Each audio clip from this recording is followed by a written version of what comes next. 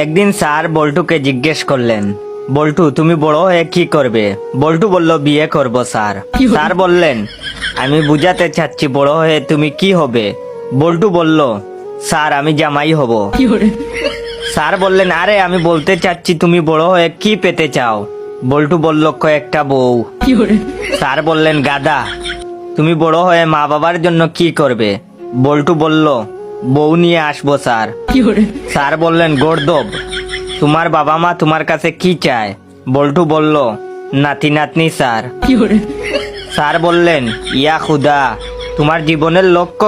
বল্টু বলল, স্যার আমার জীবনের লক্ষ্য একটাই, বিয়ে করা। ভিডিওটা কেমন লাগলো অবশ্যই কমেন্ট করে জানাবেন। আর আমার জীবনের একটাই লক্ষ্য, যদি এই ভিডিওটা দেখে আপনাদের হাসি আসে তাহলে আমার এই ভিডিওটা আপনার 10 জন বন্ধুকে শেয়ার করবেন, কারণ লাইক কমেন্ট শেয়ার না আসলে ফানি ভিডিও বানানোর আগ্রহ থাকে না। অবশ্যই আমার এই ভিডিওতে 10,000 লাইক 500 কমেন্ট কমপ্লিট করে দিবেন সবাই। ধন্যবাদ।